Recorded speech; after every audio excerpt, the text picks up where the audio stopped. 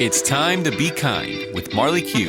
Because the time to be kind to ourselves, each other, and the world is now. 1, 2, 3.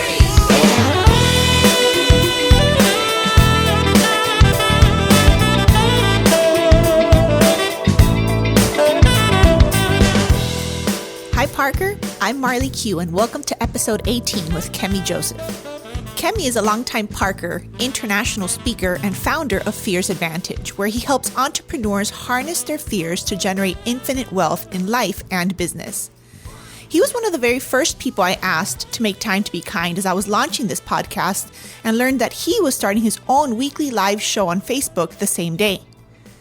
I thought it was so awesome that we were both starting something new, facing our fears, and stepping into the virtual space in order to continue our service-driven missions.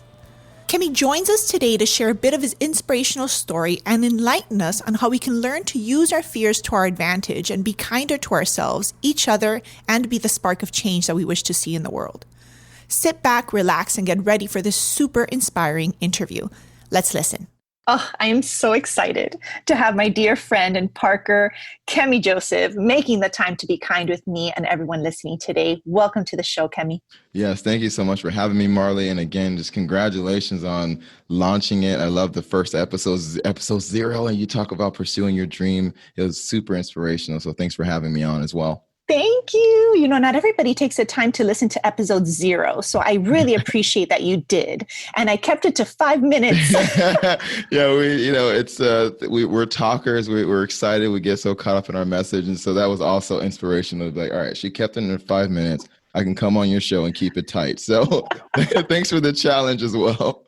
I love it. I love it. So I'd love to start with just our story of how we connected, because it was 9 years ago. And I think it's just so awesome. And it just shows the power of kindness to really just spark not just a virtual relationship, but a friendship and a partnership that's lasted, like I said, now about 9 years. Yeah. So we were planning our very first large-scale event, park project, and our small little team of volunteers. And my brother-in-law said, "Hey, have you heard of Mr. You Are Awesome?" I'm like, Mr. You Are Awesome? Who is that? They're like, yeah, I saw this video on Facebook, and he goes to the University of Miami, and he wears these signs around his neck, and all he does is like high five and hug people and give positive messages. And I mean, like, I think he's like your brother. You need to reach out and find this person. And I'm like, yeah. Well, what's his name? I can just look up Mr. You Are Awesome, can I? So I went on this mission. I'm like, okay, I just put out a notice to my park action team, and on my Facebook, I'm like, all right, somebody find me this person. And within like less than a day, they're like, his name is Kemy Joseph. He goes to UM, and here you go. He has an organization, and you guys need to connect. Yeah. And I reached out, and immediately you were open to connect with me, and not only just have a conversation with me, but you participated in my very first 5K and on the 10th anniversary of 9/11. And not only did you participate, you brought in so many awesome volunteers with your red You Are Awesome shirts. You were my cheer squad. And I mean, I don't want to tell the whole story. I think I just did. Yeah, that's beautiful. I mean, yeah, I love it. It's been interesting to just go down memory lane and to think about our first phone call. And even though we didn't know each other, it felt like this already, where it was, oh my, another kindred spirit. And I was actually hearing a call today where somebody was asking about, oh, is it okay to have a lot of energy? Which is pretty much the question. They asked it differently. And I just think about people like yourself, people who say, you know what, I'm doing it. Like, I'm going to be me. And people who love it will instantly be attracted to it. And that's exactly how I felt on the other side of that email when we were messaging. And then when we got on the phone, I was like, yes, this is my kindred spirit. Let's go for it. And being able to just jump into the event and see, not only, I think you were one of the first people that I had met who was turning kindness into service, into an ability to also give back to other people formally. Like, we understand random acts of kindness and doing things, and that's something I really love to do. But this point of saying, okay, I want to give back to veterans. I want to actually put together an event that supports other organizations, and all with the framework of kindness. You were the first person I saw doing that, and especially doing it successfully and bringing people together. So I was all in. all in. I love it. And from that event, I love being able to, like you said, go down memory lane and think back on, good times. That was then, and this is now. And so much has happened between then and now in both of our individual and collective journeys in this mission to spread kindness in the world. I was thinking about starting a new venture as you are right now differently than our first venture. I don't know if that was your first big venture like that. I know you were running your event management company before that, but it's interesting to just for me to think, oh, wow, I'm talking to Marley right before we both launched something at the same time and in a similar spirit, like almost as we were doing about a decade ago. And so what are your thoughts about that? Like sharing these lessons that we've learned along the way? Well, that's where I think is the big gift, right? Of taking that initial step of reaching out and wanting to connect with a stranger in kindness and seeing how and staying connected after this one event and just being a part of each other's journeys and having our little spark chats along the way where you would hear my frustrations with, just starting a nonprofit and all of the challenges, that come along with nonprofit business, because we both learned that as much as we're philanthropists, running a nonprofit is a business, and you need to think about it that way, or it is going to eat you alive. So I think we could easily talk about kindness in business. I will say something I wish I would have learned back then that one of my mentors told me maybe 2 years ago was, that you can have a mission and have a mission-driven business without it being a nonprofit. So some things to consider, people, if you're listening to this, it's like you can also have an incredible business that's for-profit that actually gives you a chance to make an incredible impact. You're welcome to reach out to me if you want to hear the thoughts on that, because I definitely believe in service and kindness in business. And there's ways to do that without necessarily having to have a nonprofit. So just put that there. That's one lesson I learned. That's for sure. So yes. And I honor your transition from, running a nonprofit into running your own, in essence, personal brand. And we both went through this journey, which I resisted for many, many years. I'm like, this is not about me. I don't want to be Marley Q LLC, the queen of kindness. I've always sought to, create events to shine the spotlight on other people. I've always tried to help other organizations and other philanthropists that are trying to raise money do so for their cause. And what I realized, and I think we both realized in the journey of doing so much in service of others, is we need to be willing to also shine that light on ourselves and the work that we're doing in order to help ourselves grow. And the more that we're willing to pour that self-love and kindness into ourselves, into our own heart's desire to be of service to people, to help others, from that energy, it flows and it allows you to, what I now, call the currency of kindness, be able to give that to other people in abundance. So you are 100% absolutely right.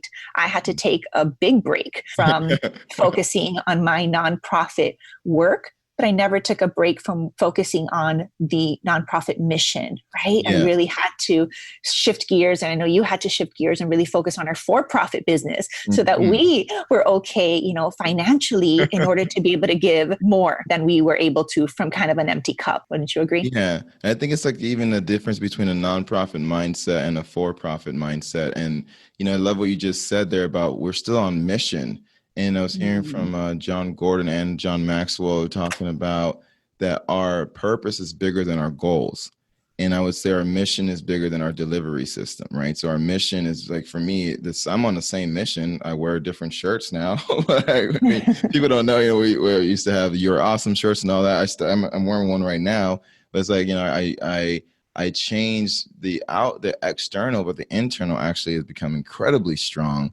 And so I think for those who are listening and again, considering how kindness looks like in the world, it will continue to change. I mean, I'm talking about things like fear, vulnerability, prejudice now, but that's the same thing I was doing in a different way when I was giving people free hugs, just for me to be out there being vulnerable, dealing with things like rejection. but then setting the stage as you described and giving people an invitation to be a part of it and say, hey, you can get a hug or a high five or a peaceful pound, which is like a fist bump, and or a smile and a wave. Like that was learning differentiation. That was learning how to serve people in a way that they needed to be, that they wanted to be served and felt comfortable being served. And the more that I started to learn what I was really doing was serving others, I gave myself more permission to change what that looked like. And as you were describing the sense of personal brand and the sense of self-kindness, it was saying, oh, okay, I can step away from the organization. I can step away from a project, and that project could not have been enough. That thing I was doing, maybe I could have done better, but I am enough. I am growing stronger. I am getting better, regardless of the physical or tangible thing I'm producing in the world.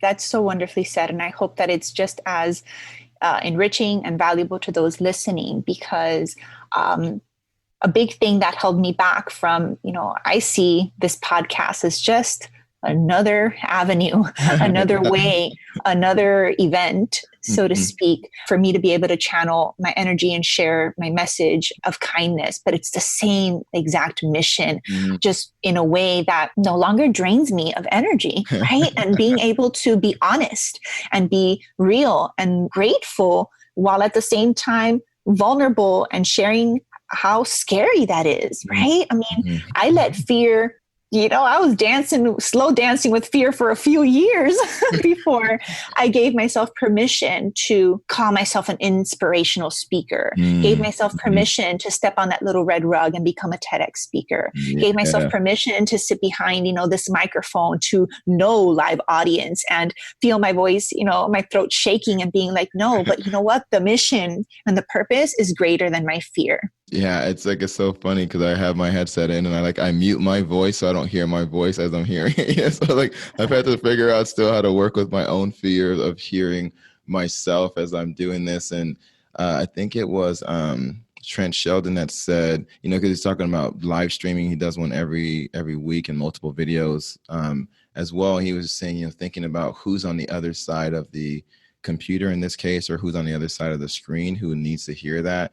He was saying to think about that more than my hair and whatever I'm wearing. And I'm like, all right, I'll balance it out. I'm still going to, think about my hair because I, still do it even for an interview where it's over the microphone. I'm like, I still got to look good to feel, I still want to feel like I take care of myself. And at the same time, I love that focus on doing the things that are scary. And I guess that transitions us into what I'm launching on Wednesday. It's called the Fears Advantage. And I know you love acronyms. I actually texted. Yes. I got to text the queen of acronyms to see what her thoughts are. but really, as we're in this world where there's so much fear, what if we could use our fears to our advantage? Especially given, I want to give people a framework, because I think you and I have danced in the space where we understand when we talk about things like kindness, some people are saying, okay, this is what kindness looks like. And we can tell people to go out and be kind, but the more specific we can be, the more people actually embrace it and do something. And so for me, with fears, they are fuel for extraordinary action, relationships, and systems. I'll say that again. If fear fuels extraordinary action, relationships, and systems. And I just get fired up every time I think about this, because in business, for example, we're experiencing a nonprofit with this conversation of trying to create wealth or just trying to create prosperity for people. And I was thinking, what if we can use fears to create infinite wealth? And I do this whole math equation. So you have to come and see the show to understand this. But if we just break down the words fears, F for fuel is saying that all these emotions that we're feeling, that whether it's when we get excited, we get the same burst of energy as when we're getting anxious. It's just our minds have now chosen that anxiety is not good and excitement is good. And it's like, wait, what if I use that same anxious energy to do something I would do if I was excited? And so if we tap into these emotions and say every emotion is fuel for something, we can use it to. I've used it in the past. So you didn't meet me at this time, but by the time you and I met, I'd been on a journey of really transforming how I was treating people. I'd been in such a negative place for most of my adolescent life that I then responded in such difficult ways and hurt people. And I felt like in a lot of ways I was atoning for that around that time that I was meeting you. And I feel like I've tipped the scale. I've seen the I've seen the karma come around in such beautiful ways. I'm like, I think I tipped the scale finally. I think I'm on the Oh, your karma bank is full, my I friend. think so, but I think, and also part of that, I stopped that fear that I was feeling of like how much I'd hurt people and the regret. I was starting to use that to go even more so towards helping people and being of service. And I think that brings us to the E, which is extraordinary. And I would find so many like people like yourselves who were reflections of the light in the world and saying, wow, all these amazing people, and they're looking at me and telling me that I'm amazing. So what are they seeing in me that I'm seeing in them? What is this idea that yes, we can all choose to be ordinary. We're the only creatures on the planet who can choose to be ordinary, by the way. Like, if on a sunny day, the flowers, the plants, they reach for the sun, the birds will fly. We can look at a sunny day and be like, it's too hot. I don't want to do that. It's like, what are you talking about? So this idea that we can tap into being extraordinary, especially in a time like this with this virus, is that we're no longer in an ordinary world. So we need to do things that are extraordinary in order to cope and also thrive, which brings me to action. I mean, it's in the word. Taking, most fear will inspire us to maybe run away or do action that's self-destructive. I want to do action that's, again, affirmative action, that's building, action that's creating.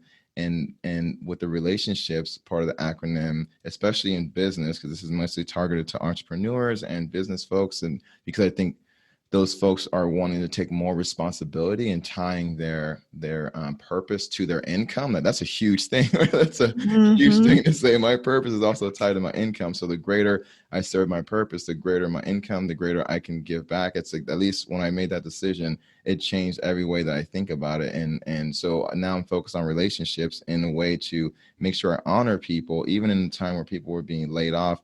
I just love the organizations who were the leaders who are willing to make their own sacrifices to keep their teams on, to communicate beautifully, to connect with their families, to say, hey, if we're going to be home, let's make sure our time at home is actually enjoyable, like actually build quality relationships. And finally, it's systems.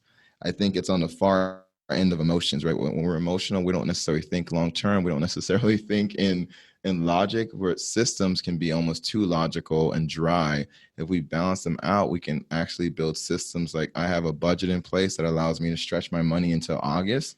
So I basically paid myself during this time to do what I'm doing right now, which is being of service. And I don't even have to worry about it. So I feel that I set up systems. I have life insurance, car insurance, phone insurance. I have all the things in my business and in my life that says, okay, the systems are taking care of me. So even if I get irrational with my emotions, I have systems in place, including, like, I'm dieting right now. I just lost 30 pounds just as started. Yeah. So it's like I had systems in place, and now I actually get to save money because I'm still keeping my diet of intermittent fasting and all that stuff. So it's saying, like, personal and business systems that allow us to thrive even in uncertain times. And so that's the fears. And in a very short term, I can talk about this for days, but this sense of, fears as fuel for extraordinary action, relationships, and systems.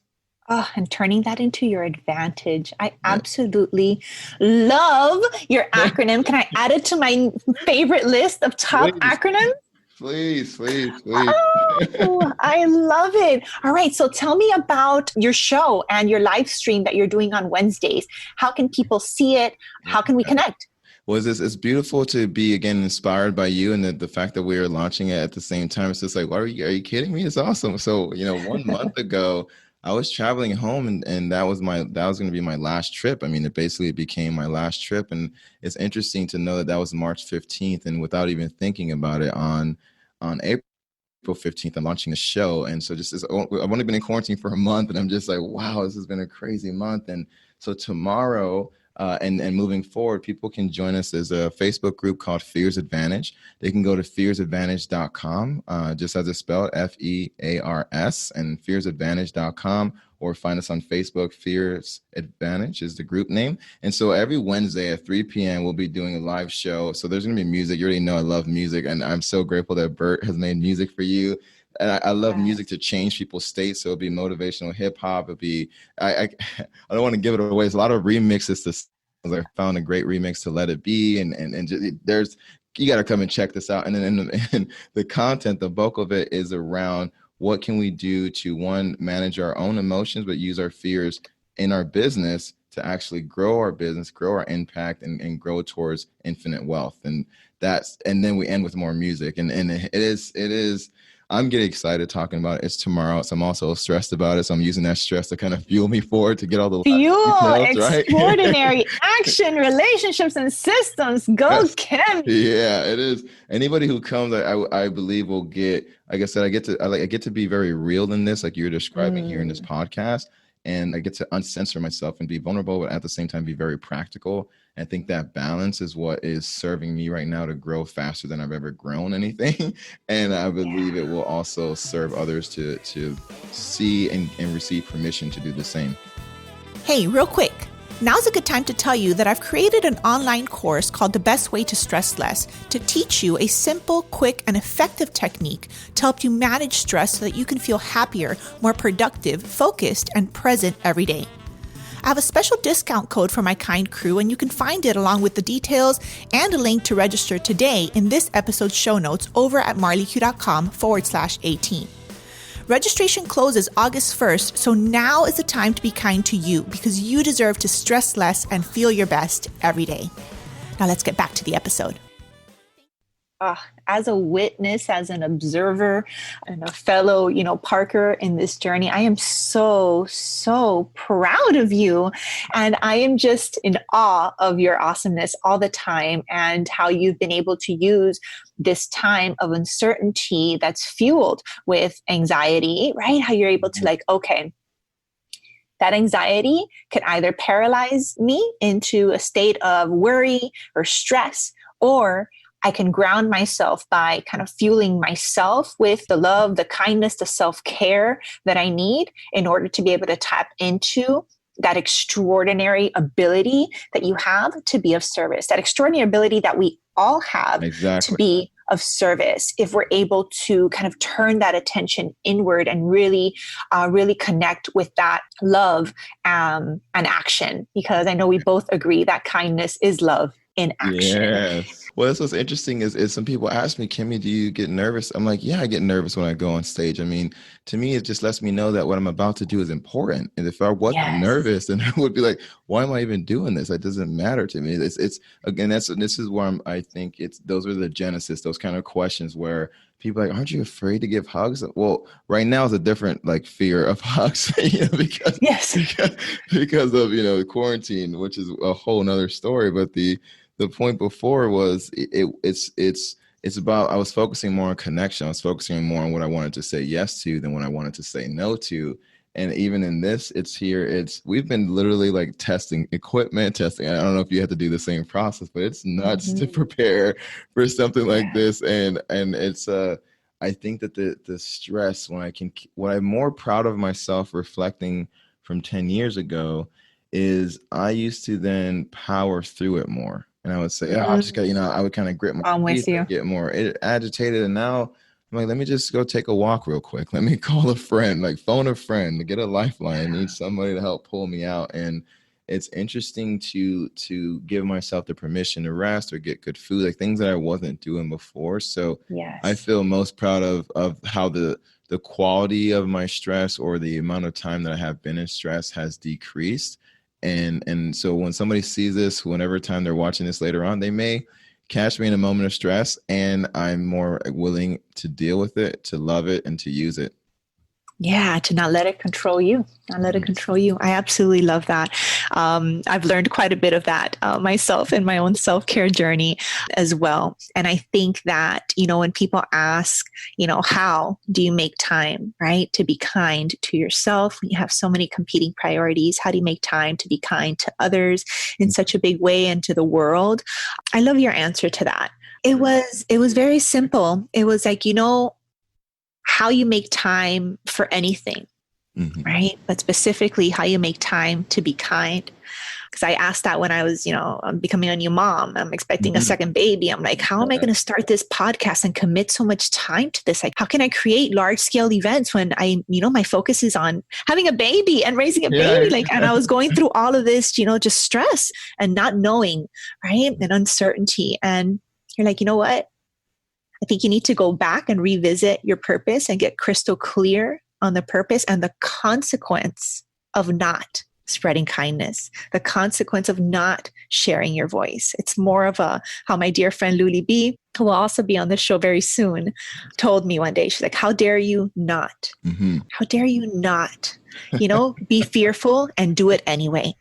Because the consequence of not making time to be kind to yourselves and the world is devastating to your life, to your health, to our culture, and to our world.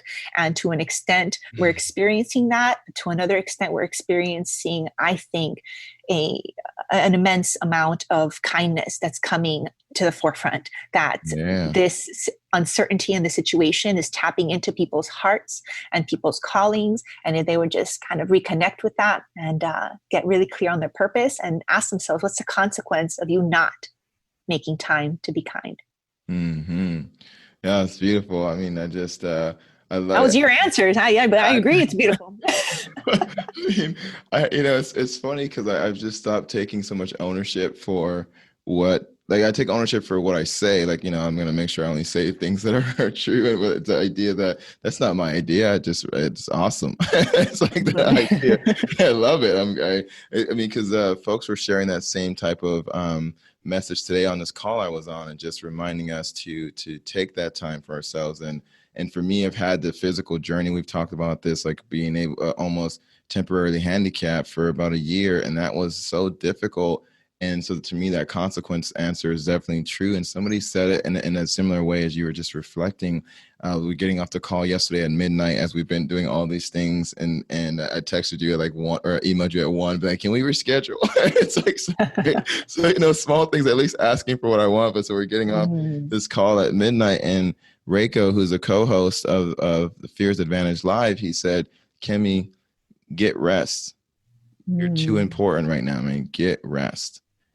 And you are too important. What if we told ourselves that, right? Like more often, that we are more important than this kind of task. Like, I don't necessarily am putting myself above anybody else. I'm saying I'm more important than the stress of getting this one thing right now. Like I personally, because I can get more things right later on if I take some rest right now. Like it's not worth it. I am more important than the actual task that I'm trying to do.